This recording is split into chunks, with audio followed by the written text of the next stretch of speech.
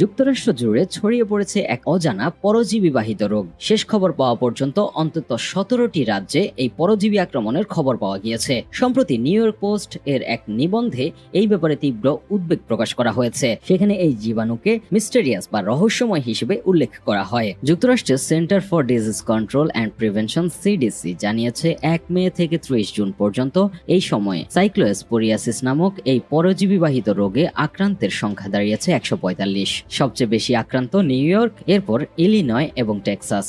এই রোগের জন্য দায়ী ক্ষুদ্র পরজীবী সাইক্লোস্পোরা কায়েটেনেন্সিস। এটি খাদ্য বা পানির মাধ্যমে মানুষের শরীরে প্রবেশ করে ক্ষুদ্রান্তে আক্রমণ করে। ফলাফল ঘন ঘন এবং কখনো কখনো তীব্র বা এক্সপ্লোসিভ পানির মতো পাতলা পায়খানা বা ডায়রিয়া, সাথে ক্ষুধামন্দা, ওজন হ্রাস, পেটে ব্যথা, বমি বমি ভাব এবং মৃদু জ্বর। চিকিৎসা না করালে এই সংক্রমণ 1 মাস বা তার বেশি সময় ধরে চলতে পারে, আর উপসর্গ কমে গিয়ে আবার ভালোও হতে পারে।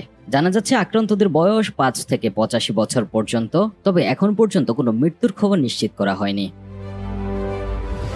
চিকিৎসকরা বলছেন সাধারণত এই পরজীবী সংক্রমণ ঘটে গ্রীষ্মমণ্ডলীয় বা উপগ্রীষ্মমণ্ডলীয় অঞ্চলে, কিন্তু এবারের ঘটনায় বড় ব্যতিক্রম দেখা যাচ্ছে। অধিকাংশ আক্রান্তই যুক্তরাষ্ট্রের অভ্যন্তরে দূষিত কিছু খেয়ে বা পান করে আক্রান্ত হয়েছেন, কিন্তু ঠিক কোন খাবার তা এখনো শনাক্ত করতে পারেনি যুক্তরাষ্ট্রের স্বাস্থ্য কর্মকর্তারা। মিশিগানের স্বাস্থ্য বিভাগ বলছে তদন্তকারীরা একাধিক কাউন্টিতে সমন্বিতভাবে কাজ করছেন এবং রোগীদের সাক্ষাৎকার নিয়ে সাধারণত কোন উৎস থেকে আক্রান্ত হয়েছে তা খোঁজার চেষ্টা করছেন।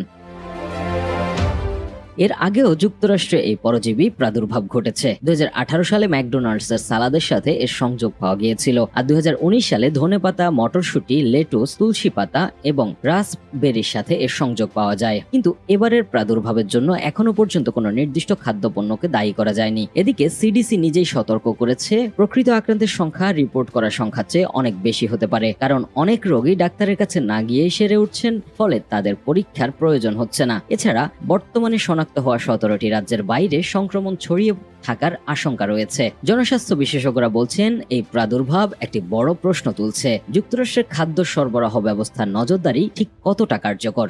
যখন উৎস অজানা থাকে তখন প্রতিরোধমূলক ব্যবস্থা নেওয়াটা কঠিন হয়ে পড়ে। প্রতি বছর মে থেকে আগস্ট মাসকে সাইক্লোস্পোরিয়াসিস সিজন হিসেবে ধরা হয়, কিন্তু এবারের সংক্রমণের হার এবং দেশীয় উৎসের সম্ভাবনা আগের বছরের তুলনায় অনেক ব্যতিক্রম, তাই পরিস্থিতি ক্রমেই জটিল হয়ে পড়ছে। জানা যাচ্ছে এর চিকিৎসা হিসেবে অ্যান্টিবায়োটিক ট্রাইমেথোপ্রিন, সাইফামেথক্সাজল ব্যবহার করা হচ্ছে, তবে যতক্ষণ পর্যন্ত না মূল উৎস শনাক্ত করা হচ্ছে ততক্ষণ নতুন আক্রান্তের সংখ্যা বেড়েই যাচ্ছে।